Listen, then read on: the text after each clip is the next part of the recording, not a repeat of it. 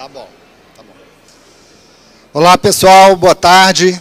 Vamos começar aqui no Palco Petrobras uma fala sobre a desinformação e como a ciência pode atuar. Então, o nome da minha fala é Desvendando Mitos, como as instituições científicas combatem a desinformação na era digital. Quem estiver aí por perto, convido todos e todas para participarem dessa apresentação que vai começar daqui a 1 minuto.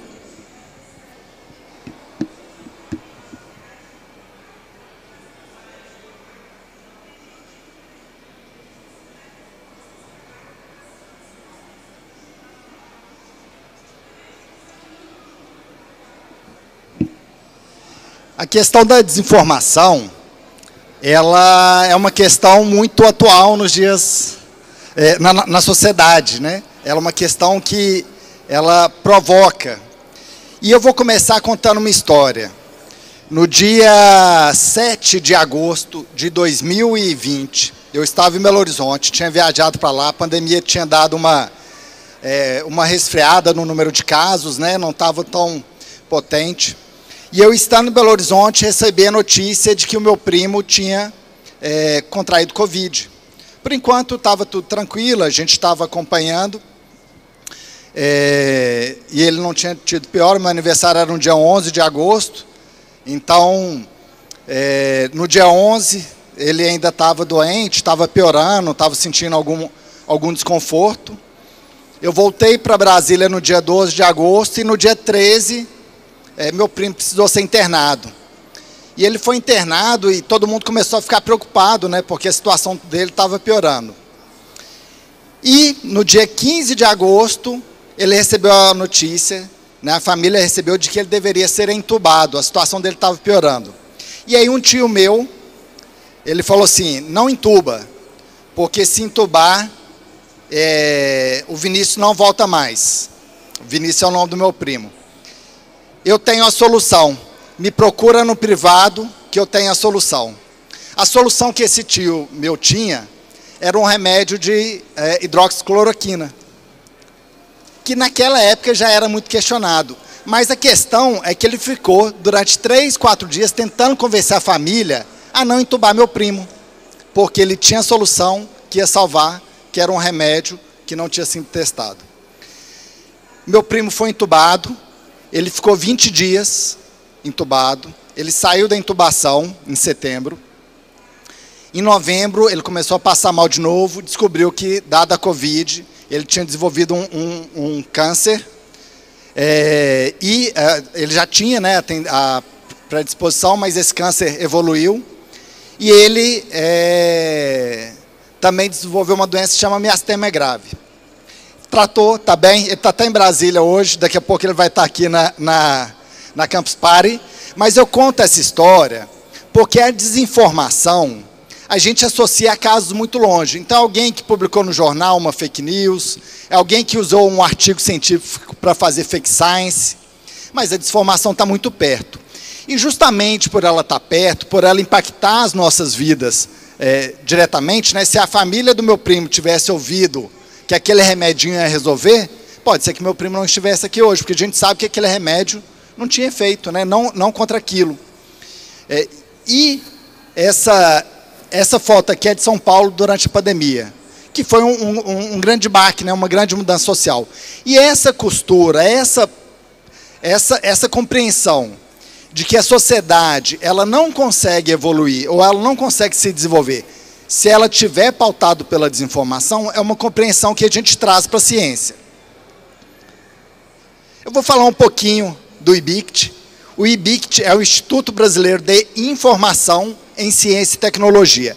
Ela é uma proposta que veio, é uma instituição que veio a partir de uma proposta da Unesco. No pós-Segunda Guerra Mundial, os países todos avançando de forma muito rápida no desenvolvimento tecnológico e científico, a Unesco percebeu, é preciso que tenha um modelo, uma instituição que sirva de modelo para que a gente organize as informações nacionais. Fizeram uma chamada global, os países mandaram a sua proposta e o Brasil foi o país escolhido para sediar esse modelo. E esse modelo de instituição deu origem ao que é o IBICT. E o IBICT Instituto Brasileiro de Informação em Ciência e Tecnologia, se ele trata com a informação, a desinformação é a antítese do IBICT. É como aqueles filmes de super-herói, né, que eu tenho o herói, que é a informação, e o anti-herói é a desinformação. E o IBICT é essa instituição que promove a informação, então logo ele tem que combater a desinformação. Pensando nisso, nós fizemos um processo de repensar institucional, de trazer a temática da desinformação, que é a antítese do IBICT, para ser trabalhada no âmbito institucional, para que a gente possa desenvolver mecanismos. E quando a gente fez isso, nós percebemos que a ciência como um todo precisava trabalhar com essa temática. E por que a ciência tem que trabalhar com a temática da desinformação? Quem aqui já viu desinformação? Já teve acesso a alguma desinformação no WhatsApp? Todo mundo pode levantar a mão, que todo mundo já teve. Muitas. Quem tem grupo de família vê o tempo todo. Mas não só, né? A gente associa a desinformação muito com a fake news, que é aquela desinformação que tenta parecer jornalística. Então eu pego uma carinha de um jornal do UOL, por exemplo, coloco uma informação falsa e dissemino. Tem também a misinformation, né, que é a informação que falta um pedaço dela. Então eu partilho a parte da informação que eu quero e escondo a parte que eu não quero. E tem também o fake science, que é utilizar de uma suposta cientificidade ou de um suposto processo científico para desencadear informação falsa também. E aí eu chego no ponto. Durante a pandemia, várias instituições foram atacadas. O jornalismo, a imprensa, a gente sabe que a imprensa foi muito atacada. A gente sabe que as instituições públicas sofreram muito com a desinformação. Mas, talvez a comunidade que tenha mais sofrido é a comunidade científica. Por quê? Especialmente aquela comunidade científica ligada à área da saúde. Por quê? Porque essa comunidade, ela estava sendo questionada no seu ser como um todo.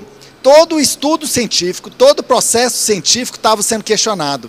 Por quê? A ciência, ela já tem um processo de verificação, um processo de validação da informação. Quando a gente faz um artigo científico e a gente submete esse artigo para a revista, os pares que estão revisando o artigo, a intenção deles é fazer o maior número de críticas possível sobre aquele artigo, para que aquele artigo possa ser provado. Se aquele artigo vencer as críticas, né, se ele superar os questionamentos, então aquele artigo vai para a publicação. E aí a comunidade científica começou a ser muito atacada naquele momento.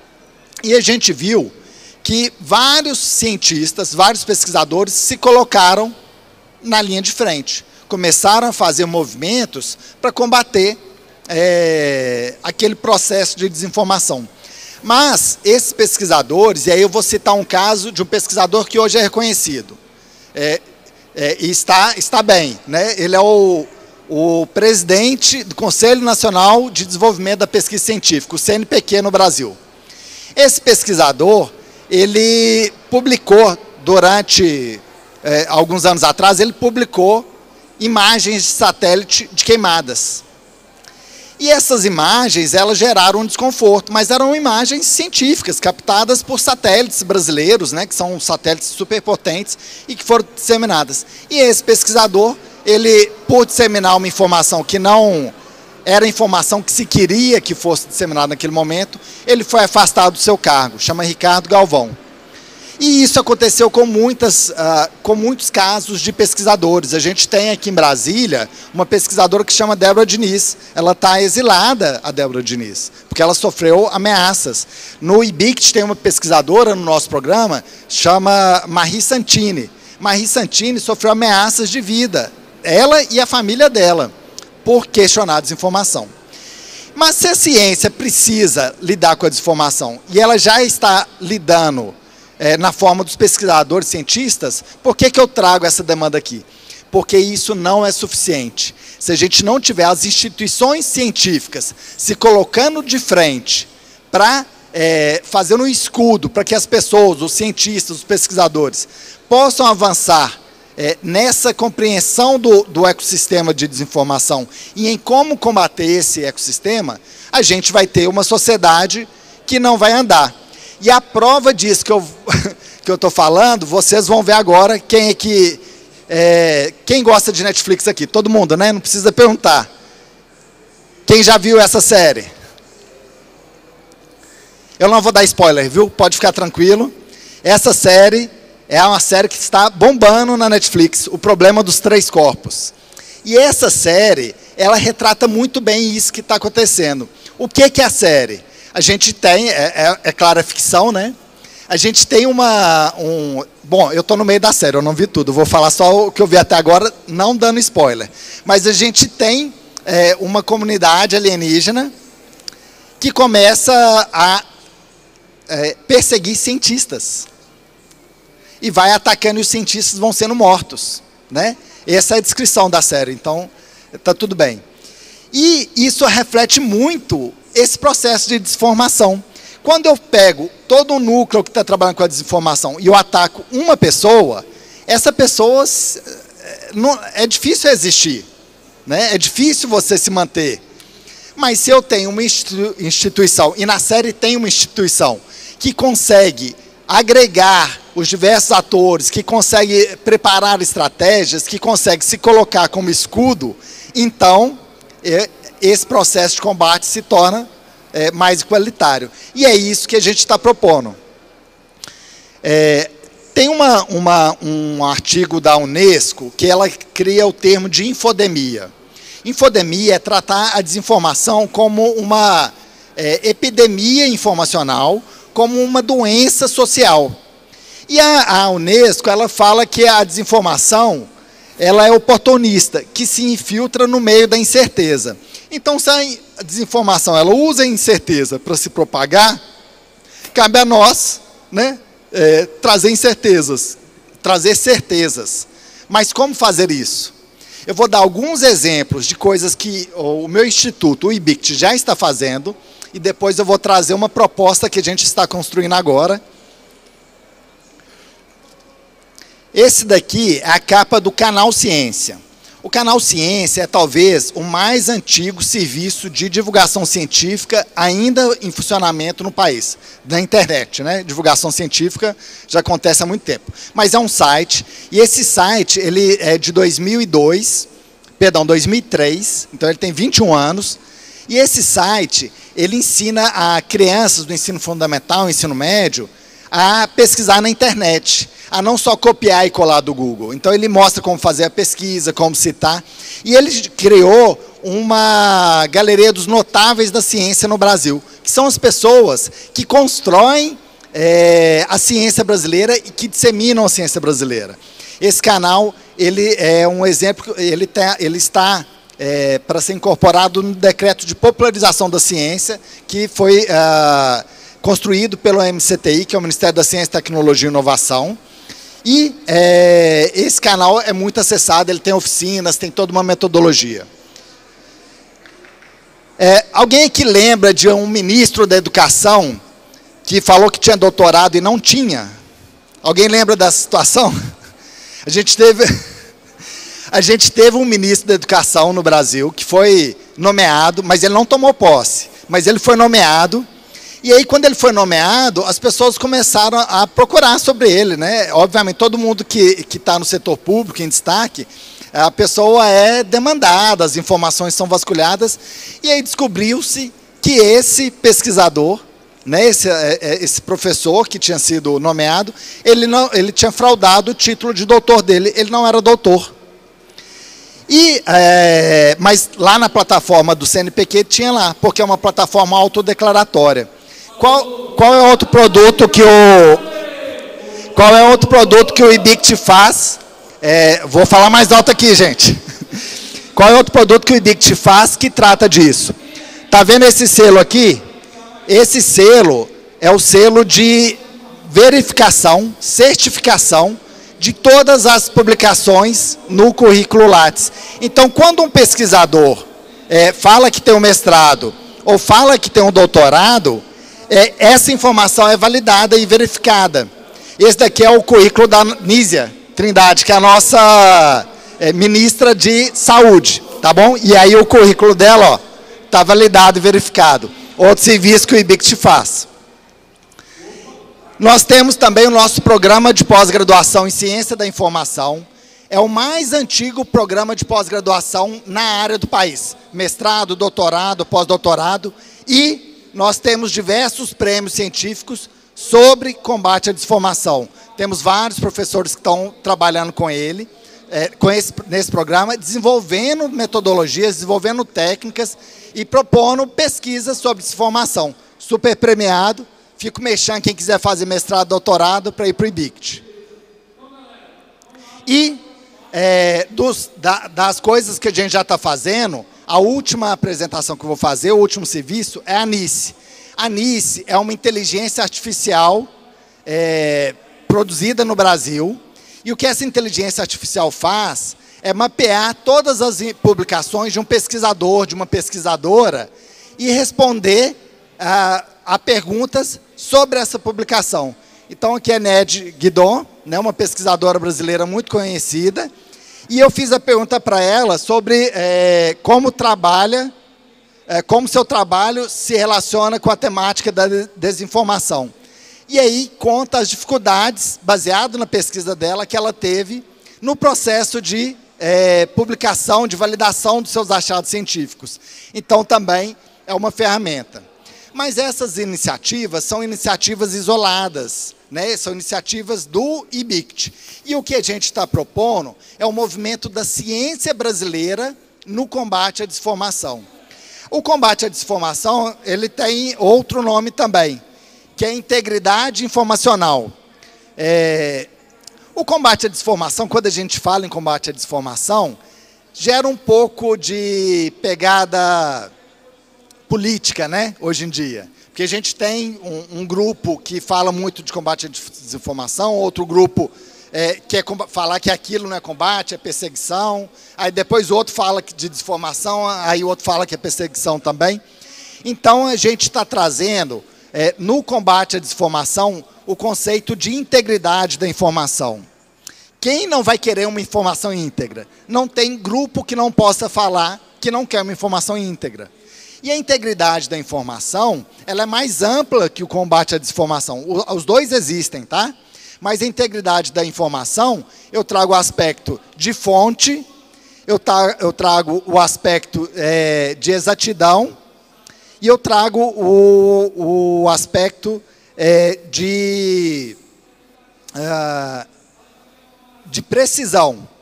Então, esses três aspectos, eles formam um conceito de integridade da informação.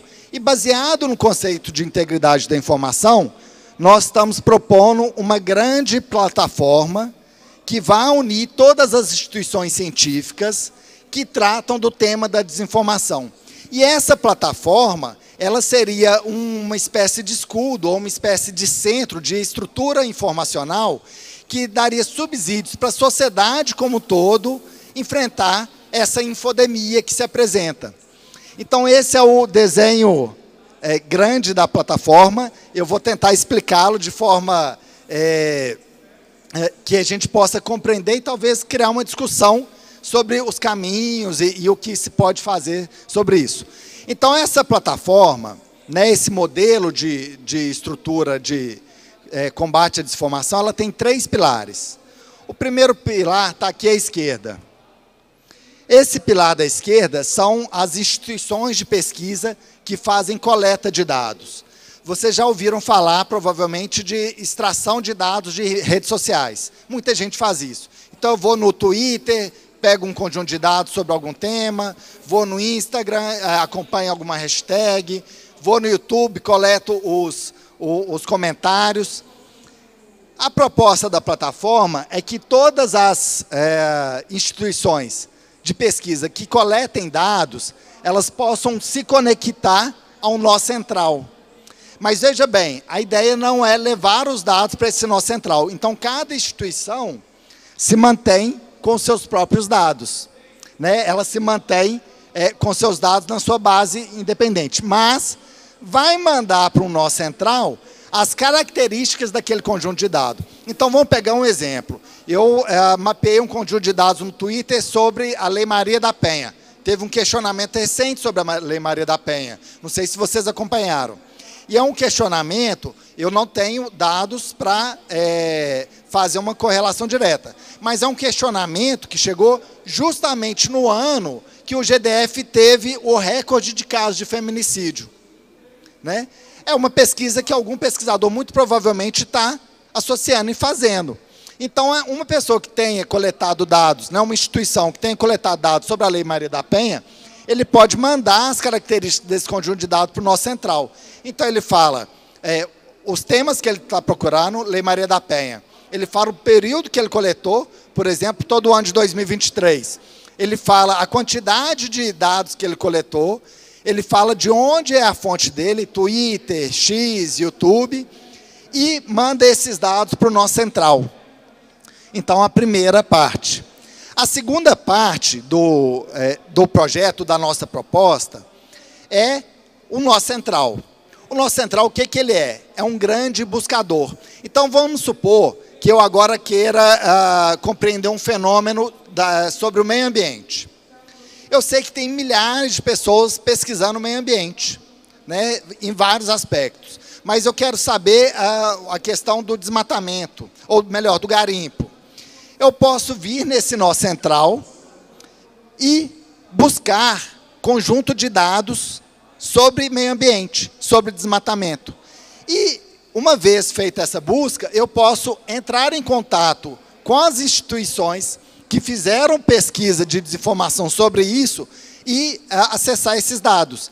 Então, eu posso propor uma política pública, se eu for um ente público, eu posso criar uma notícia, se eu for da imprensa, eu posso compreender melhor as demandas sociais, se eu for um cidadão, se eu for representante da sociedade civil, eu posso criar um sistema, se eu for uma instituição de pesquisa, ou eu posso utilizar aqueles dados para fazer outras pesquisas. Essa busca, ela pode acontecer de duas formas. Ela pode acontecer direta, ou ela pode acontecer por meio de portas de acesso, que a gente chama de API. Uma API, uma porta de acesso, é como se fosse um cadeado, que eu sei o segredo e eu passo o segredo para outra pessoa. E aí eu passo esse cadeado para que a pessoa acesse diretamente em um sistema, não precisa ser feito manualmente. E aí a gente vai para a terceira ponta do nosso sistema, que é esse lado direito aqui. Aqui o que eu tenho? Eu tenho a sociedade civil usando o sistema, eu tenho os poderes da República, poder executivo, para construir políticas públicas, poder legislativo, para construir legislação, poder judiciário, para embasar decisões. Eu tenho vários entes da federação. Então, eu posso atender um município que quer construir, por exemplo, uma ação local para fomentar a vacinação. Ou eu posso ter um estado que quer construir uma ação para compreender melhor como se dá o processo educacional. Né? E eu tenho também instituições de pesquisa que vão usar esses dados para fazer novas coletas, para fazer novas pesquisas, para publicar artigos científicos, publicar livros. E eu tenho também a imprensa, que pode usar esses dados para noticiar ou para ter uma percepção mais ampla sobre o que aconteceu ou o que levou a determinada situação. E aqui embaixo eu posso ter aplicações. Então, imagina, eu tenho um painel que mapeia onde tem mais pessoas falando sobre vacina ou sobre antivacina, né? Com críticas à vacina. Se eu tenho esse painel carregado num mapa, eu vou saber, por exemplo, como fazer uma campanha de divulgação para aumentar a cobertura vacinal naquele lugar. Ou eu posso fazer, por exemplo, um reforço nas escolas daquele lugar. Né? Então, essa é a proposta. Mas uma proposta como essa, ela tem um problema.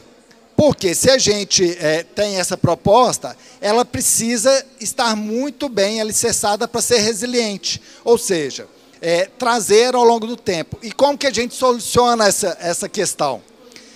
Se as comunidades científicas ou as instituições científicas, elas se apropriam dessa proposta e elas lideram essa plataforma, a gente sempre, a gente sabe que a ciência ela é independente. Então, por exemplo, eu posso fazer uma pesquisa que está em desacordo com a política governamental, não tem problema nenhum. Eu faço, publico, essa pesquisa é validada e vai ser publicada. E se eu trago esse projeto, uma plataforma como essa, para a comunidade científica, eu também abro um caminho de comunicação com os outros atores interessados. Então, a imprensa consulta a comunidade científica, o governo federal consulta a comunidade científica, o legislativo consulta, o judiciário consulta. E, então, a ciência não é neutra, viu, gente? Que fique bem claro. A ciência tem um lado muito bem colocado, que é o lado da verdade, que é o lado da informação íntegra. Mas se a ciência, que tem esse lado, né, se propõe a organizar uma plataforma como essa, ela também apresenta esse lado de forma muito transparente. E as instituições que quiserem esse lado, né, da integridade da informação, elas vão procurar a ciência. E aí, para isso, a gente está prevendo 2 mecanismos de controle. O primeiro, um comitê de ética, que estabelece todas as diretrizes sobre como se pode ou não se pode utilizar os dados que estariam nessa plataforma. Ela prevê os casos de utilização, para que não se faça mau uso, para que não se faça misinformation ou desinformação a partir desses dados. O outro mecanismo é um mecanismo de governança, criada por um poliedro de instituições. Então, a gente hoje tem o IBICT, mas a gente está trabalhando com outras instituições de peso para fazer esse poliedro conosco, né, para que crie uma iniciativa das instituições de pesquisa. E essa governança, ela validaria quais instituições poderiam ou não participar. Se uma instituição ela não tem transparência, ela não pode participar. E isso é muito importante. O IBICT é a Casa da Ciência Aberta no Brasil. É a instituição que trouxe o contexto de ciência aberta, que é o quê? É uma ciência totalmente transparente. Uma ciência que permite que todos os seus processos sejam acompanhados, mas isso a ciência como um todo também tem. Mas, além disso, ela permite que todo o resultado da ciência também seja acessado. Eu não sei se vocês sabem, mas hoje em dia tem vários artigos, várias produções científicas que são feitas e elas ficam fechadas. Você tem que pagar para acessar essa produção. A ciência aberta não. Tudo que é feito fica disponível, fica aberto. E é o contexto da ciência aberta que molda esse projeto, ou seja, criar um ecossistema transparente de combate à desinformação, que permita às diversas instituições se apropriar desse processo, fazer parte dessa comunidade e, com isso, a gente criar um mecanismo que vai fortalecer o país, fortalecer a nação, enquanto uma nação independente, enquanto uma nação menos suscetível a ser atacada por atuações massivas de desinformação, né? A gente tem um livro que eu li que chama Engenheiros do Caos. É um livro muito interessante, ele é um livro um pouco antigo já, mas que ele conta como surge esse processo de desinformação. E a gente sabe que esse processo é orquestrado. Então, quando alguém fala uma coisa na internet e 1 milhão de pessoas vêm atacar, muitas vezes tem questões orgânicas, né, ali da comunidade. Mas, muitas vezes, há um procedimento contratado. Eu lembro de um Big Brother de uns 5, 6 anos atrás, 7 anos atrás, que tinha uma menina muito rica lá. E a família da menina contratou 100 pessoas para ficar ligando, era por telefone, na época tinha que ligar, para ficar ligando, para ficar votando na menina, podia ligar várias vezes, que era um movimento que não é orgânico. Aqui acontece isso também. E essa plataforma, com toda a comunidade científica, ela visa ser uma proposta sólida, consolidada e resiliente de se colocar a ciência brasileira, as comunidades científicas, de frente nessa temática para combater a desinformação. Eu vou só fazer um merchan aqui. Semana que vem, nós vamos ter um evento, tem uma conferência livre, nós estamos no momento de repensar a ciência brasileira, de pensar a estratégia da ciência brasileira para os próximos anos. E isso é feito a partir de um evento que chama Conferência Nacional de Ciência e Tecnologia. É um evento muito legal que vai acontecer em junho. E esse evento, ele tem alguns eventos preparatórios. E aí nós estamos fazendo um evento preparatório, que é a Conferência Livre Ciência no Combate à Desinformação. Vai ser no dia 2 e 3 de abril, no auditório da CAPES, aqui no GDF. Tá? É ali no setor comercial. Vocês todas e todos estão convidados e convidadas a participar desse evento. Só entrar no site do IBICT ou no site da CAPES, ou do CNPq, ou da FINEP, ou do IPEA, que são as instituições que estão organizando esse evento, fazer a inscrição e, a partir dali, nós vamos fazer uma discussão intensa sobre o papel da ciência no combate à desinformação e sobre como a gente pode avançar enquanto sociedade para lidar com esse problema tão marcante. Pessoal, eu vou terminando a minha fala. Eu queria agradecer a atenção de todas e todos. Me chamo Tiago Braga. Eu estou na direção do IBICT, que é o instituto que eu apresentei no começo da minha fala. Aqui tem o site do IBICT, tem meu e-mail, quem quiser entrar em contato, quem quiser saber mais sobre desinformação. E agora eu vou abrir o espaço para perguntas. Consigo, mas acho que é melhor ter um microfone, né?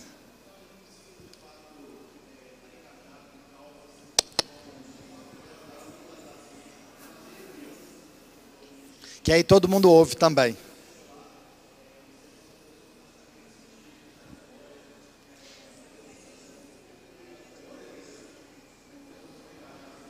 Tiago, alô? Sim, estou te ouvindo. Meu nome é Isabela, eu sou jornalista, UX Writer e sou membro da Comunidade Brasileira de Linguagem Simples. E aí, com tudo isso que você falou, eu fico fascinada, porque é extremamente necessário, mas me vem também uma preocupação. A comunidade científica, ela se comunica de uma forma diferente entre ela. E aí, isso tudo que vocês estão pensando, vocês estão considerando fazer em linguagem simples ou vai manter a linguagem científica que, eu te falo, o jornalista não tem tempo e as pessoas não têm disposição para ler e tentar entender? Isabela, muito obrigado pela pergunta. A gente tem até no IBICT um projeto de pesquisa sobre linguagem simples na ciência. De fato, de vez em quando é muito difícil. Mas deixa eu te contar, aqui a gente tem um nó justamente para a imprensa fazer esse trabalho também, porque aqui o que a gente tem acesso são dados, e os jornalistas, eles se tornaram talvez os profissionais mais especializados em lidar com dados, né? O jornalismo de dados, hoje em dia, é uma coisa impressionante, e a gente quer que a comunidade de imprensa, né, a comunidade jornalística, tenha acesso aos dados para poder também fazer a sua leitura do que esses dados representam, do que eles significam. Agora, a gente também tem uma preocupação com relação à linguagem. Nesse projeto, a gente tem uma iniciativa do IBICT que é associada, que são os SciTubers. Nós queremos criar uma metodologia de formação de youtubers científicos. Vou te dar um exemplo. Muitas vezes a gente recebe uma desinformação no WhatsApp, no grupo da família. Só que aquela família, ela tem uma linguagem própria dela. Tem o jeito, às vezes um parente xinga o outro e está tudo bem, ou às vezes fala de nomes que parecem carinhosos, mas são xingamentos. Tem uma dinâmica ali, que só quem está naquela família entende. E a proposta dos SciTubers é capacitar jovens de ensino médio, de graduação, para que eles possam, a partir dos seus conhecimentos científicos adquiridos na escola e na universidade, preparar conteúdos multimídia para disseminar nos seus próprios grupos, com o seu lugar de fala. Então, eu recebi alguém falando, um tio falando que não é para entubar porque tem um remedinho. Então, esse SciTuber, ele poderia criar um vídeo naquele momento e partilhar o vídeo, ou partilhar aquele conteúdo com a sua própria família, e aí fazendo esse acesso. Mas esse é um projeto do IBICT. Para essa plataforma, a gente entende que a imprensa vai ter um papel muito importante de se apropriar, e porque a imprensa ela vem junto com a comunidade científica nessa luta, né, encarando essa luta. E eu acho que esse caminho ele tem que continuar conjunto. Obrigado.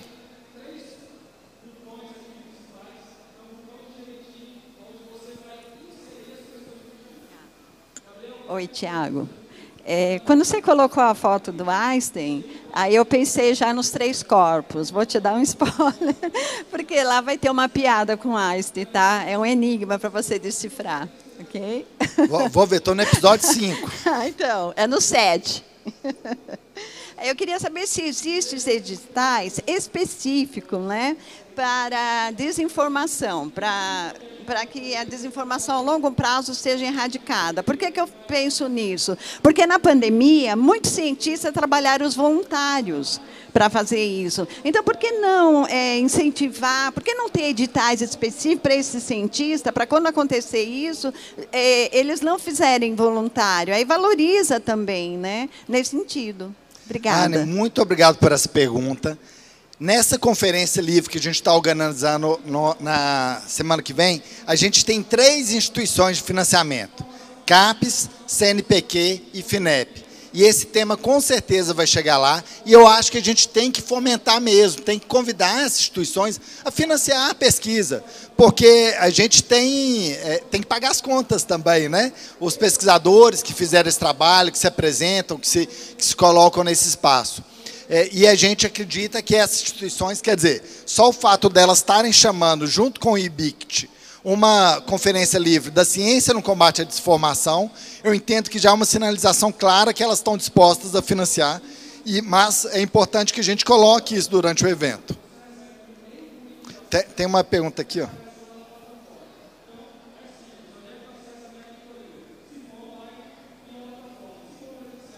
Oi, Tiago, tudo bem? Eu queria saber sobre a pós-graduação que você citou, se ela é aberta a todos os profissionais ou se é voltado para o pessoal da ciência e tecnologia, porque, assim, eu sou da área da saúde, né? E durante a graduação, eu sempre tive assim, um interesse nessa área mais de internet e fake news, inclusive eu fiz até um trabalho sobre isso. E eu sinto que tem assim, uma certa dificuldade de ter uma multidisciplinaridade, sabe? Porque fica assim, muito voltado assim, para o pessoal da área da ciência e tecnologia, não englobando tanto os outros profissionais. Eu sou da área da saúde, né? Eu sou nutricionista, e aí eu vejo que tem essa dificuldade. Aí eu queria saber como que é lidado, né? Se essa pós-graduação envolve todo mundo ou se envolve só o pessoal aí mais da área de ciência e tecnologia mesmo. Qual que é o seu nome? Manuela. Manuela, obrigado pela pergunta. A pós-graduação em Ciência da Informação do IBICT é uma das 2 únicas pós-graduações de excelência no país. Só tem 2. São as 2 melhores pós-graduação na área de Ciência da Informação no país. Para você ter uma ideia, o coordenador da nossa pós-graduação é um biólogo.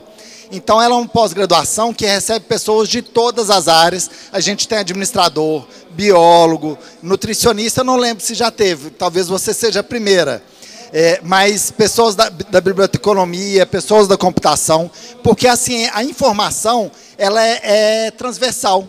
Todo mundo trabalha com informação e todas as áreas do conhecimento têm problemas de informação. E a ciência da informação veio justamente para lidar com esses problemas e para propor soluções que sejam capazes de melhorar a compreensão social sobre a informação e a utilização da informação. Obrigado pela pergunta e esperamos você no nosso programa. Oi, boa tarde. Boa tarde, acho. Meu nome é Dandara, sou bibliotecária, sou aqui de Brasília. Visitava muito a biblioteca do IBICT durante a minha graduação e sinto muito o sucateamento da biblioteca do IBICT. Não sei se ela está em momentos melhores, mas passou por momentos muito ruins em relação ao acervo. E faço uma pergunta e uma provocação, na verdade, em relação à situação das bibliotecas atualmente. A maioria das bibliotecas, principalmente de órgãos públicos, que precisam subsidiar um trabalho técnico, profissional e atualizado, não tem acesso a CAPES e nem a base de dados. Esse orçamento sempre sai do bolso do órgão, que, por exemplo, onde eu estou hoje, a Defensoria Pública da União, a gente está passando por um contingenciamento de gastos. Então, a gente está no limite dos nossos gastos para poder também adquirir bases de dados. E eu sinto uma ausência de políticas públicas para que as bibliotecas, principalmente de órgãos especializados, possam acessar bases de dados de qualidade. A colega ali é formada em nutrição, certamente ela passou por um programa de residência. Os programas de residência não têm acesso à base de dados e não têm acesso a CAPES. Então, se a gente pensa no combate à desinformação, a gente precisa pensar na estrutura para esses programas que formam profissionais. E a estrutura dessa formação passa por bibliotecas fortalecidas. A gente tem hospitais que não têm acervo atualizado, que não têm base de dados contratadas, porque não direcionam recursos para isso, e há uma ausência total de políticas públicas para isso, porque não se pensa que aquele profissional que está sendo capacitado precisa acessar melhores fontes. Para ter uma ideia, quando eu trabalhava no Ministério da Saúde, eu lidava com doenças raras. Sabe onde eu pesquisava doenças raras? No Google. Porque eu não tinha acesso à Best of Medicine, não tinha acesso à base de dados que estão na CAPES, e o Ministério da Saúde não acessa essas bases. Então, quando vai fazer política pública, vão acessar o que está disponível no Cielo, que é uma base de qualidade, mas não na qualidade que nós temos numa CAPES. Então, eu faço essa provocação para que se pense sobre as bibliotecas e se reflita sobre a estrutura que estão se dando para elas. Porque a gente pensa, por exemplo, a Conferência Nacional de Ciência e Tecnologia, ela tem que se coligar com as outras conferências, porque a gente viu uma ausência nas políticas de saúde mental. A política de saúde mental, hoje, ela é feita sem base em evidências. A gente vê a situação dos CAPs, a territorialização, a forma de organização não está baseada em evidências, mas numa perspectiva. Mas cadê a evidência de eficácia desse modelo de substitutivo em relação ao modelo asilar? Cadê as evidências de qualidade desse tipo de atendimento? Senti também a ausência disso na Conferência de Cultura, que passa também por várias desinformação em relação à política de cultura. Então, eu sinto que falta essa transversalidade das políticas, porque a gente passou por várias conferências, passou pela Conferência de Educação, e cadê o IBICT, cadê os órgãos da área da ciência e tecnologia participando desses processos, dialogando sobre evidência? Então, fazer uma conferência, após essas conferências, sem observar as ausências desses profissionais, dessas pessoas que estão atuando nessas políticas públicas, eu acho um pouco problemático, mas é uma via que pode ainda ser consertada. Por isso que eu deixo essas provocações para ti. Vou tentar responder todas, Dandara. Obrigado pelas provocações. Bom, são algumas, né? A primeira provocação, você me lembra, é do acesso às bases de periódicos, né? A gente tem, patrocinando esse evento, a RNP. Então, você, na Defensoria Pública, você pode solicitar que a sua gestão da Defensoria Pública, ela faça um acordo com a RNP para acessar a Rede Café. A Rede Café é uma rede nacional de pesquisa. E com o usuário da Rede Café, que é o seu próprio login e senha da sua instituição, você consegue acessar todo o conteúdo da CAPES, do periódico da CAPES. Basta um acordo de cooperação. Tem uma segunda provocação que você faz, que é da biblioteca do IBICT. Eu vou te contar uma questão institucional que a gente teve. No ano de 2021, nós recebemos um orçamento para pesquisa. O IBICT tem um orçamento para pagar água, luz, telefone, e um orçamento para investir em pesquisa. O orçamento que o IBICT teve para investir em pesquisa foi de apenas R$59 mil. É isso, não é milhões, é R$59 mil. E com esse orçamento, não dá para fazer muita coisa, mas o IBICT é uma instituição extremamente resiliente. E dia 15 de abril, a senhora está convidada para o relançamento da biblioteca do IBICT. O catálogo está todo online e nós estamos já com um projeto aprovado para começar uma reforma, e a biblioteca do IBICT vai ser o ponto de entrada da instituição. Quando as pessoas acessarem o IBICT, elas vão acessar pela instituição. Você falou também, Dandara, da questão da Conferência Nacional de Educação. O IBICT esteve na conferência, inclusive, né? Eu não sei se você acompanhou todas as mesas, imagino que não, porque tem muitas atuações paralelas, né? Muitas discussões paralelas. Mas a gente teve o nosso coordenador, responsável pela área de relações institucionais, que é ex-secretário de Educação do Ensino Superior, inclusive, que é o Paulo Baroni, participando de toda a conferência, dando palestra e fazendo essa discussão. Para você ter uma ideia, o IBICT está montando agora um sistema Bom, o IBICT é a Casa da Ciência Aberta, né? Então a gente está montando um sistema que chama BR-CRIS, que ele une todo o ecossistema da pesquisa brasileira para permitir que qualquer instituição acesse esse sistema e tenha uma melhor qualidade formacional. Então, receba as suas provocações, é preciso fazê-las, mas o IBICT tem atuado muito ativamente nesse processo de construção de uma ciência que é acessível a todas e que é uma ciência estrutural, que modifique e capacite as instituições, principalmente as públicas, mas também as privadas, a lidarem com a informação da melhor forma possível. Obrigado, espero ter respondido. Tem mais perguntas, pessoal? Então, um amigo aqui. Opa, tudo bem? Boa tarde, sou Alexandre, eu sou músico, sou aqui de Brasília também, tudo. E eu queria saber se possuem também outras estratégias de combate à disseminação de fake news, de notícias falsas, em redes sociais, de uma maneira mais orquestrada, porque a fake news, hoje em dia, aqui no Brasil e no mundo inteiro, ela é orquestrada pela extrema-direita num esquema gigantesco, com notícias que são disseminadas em massa, né? Então, existe todo um controle com vários grupos que são... Então, todos eles recebem a mesma desinformação e a maneira que eles devem pensar sobre cada coisa que acontece no mundo. E... a gente pode, eu achei interessante a ideia dos próprios participantes do grupo, né, principalmente os estudantes, poderem criar maneiras de conseguir fazer esse combate dentro dos seus próprios grupos familiares. É uma medida orgânica que acredito que funciona, mas eu também acredito que deve ser, que como única forma de estratégia ainda é muito pequena quando a gente tem um grupo imenso de pessoas com disseminação de fake news em massa, em vários grupos ao mesmo tempo. Assim. Então, eu queria saber se vocês já conseguiram pensar em alguma maneira de conseguir fazer com que esse combate tenha uma ação maior, assim, em massa mais, assim, alguma coisa do tipo. Se existe uma outra estratégia. Alexandre, muito obrigado. A atuação do IBICT, ele pensa nas infraestruturas mais centralizadas. Porque é uma instituição que não tem capilaridade. O IBICT, para você ter uma ideia, nós somos 50 servidores. É uma instituição muito enxuta. Mas esse projeto mesmo dos SciTubers, ele veio... existem muitas ações de muitas instituições. Esse projeto dos SciTubers é baseado num projeto da UNB, que chama Comunica Mulher, que é um projeto feito pela professora Michele Costa, da Faculdade de Ciência da Informação, que é o curso de biblioteconomia, né? Ela é bibliotecária também. E esse Comunica Mulher, ele começou durante a pandemia, mandando mensagem de WhatsApp sobre informação para Covid. Elas foram provocadas, né? Porque eles tinham um projeto de extensão com a Estrutural, com a Badia, lá na Estrutural, e aí o pessoal falou assim, olha, a gente precisa saber como agir.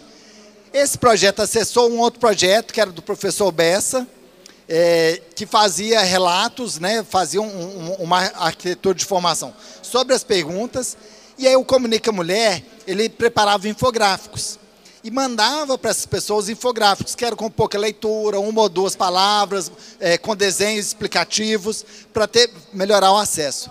No meio desse processo, o pessoal a comunidade que recebia esse infográfico falou assim, não tem como, pô, a gente está tendo muito problema de violência doméstica durante a pandemia, porque estava todo mundo em casa, uma convivência, a convivência havia mudado e se percebeu um problema que já existia, mas que se fez mais presente. E aí o pessoal começou, junto com as questões de pandemia, colocar questões de combate à violência contra a mulher. Então, a forma de denunciar, quais eram os sintomas, para perceber que estava uma situação, como agir em outra situação.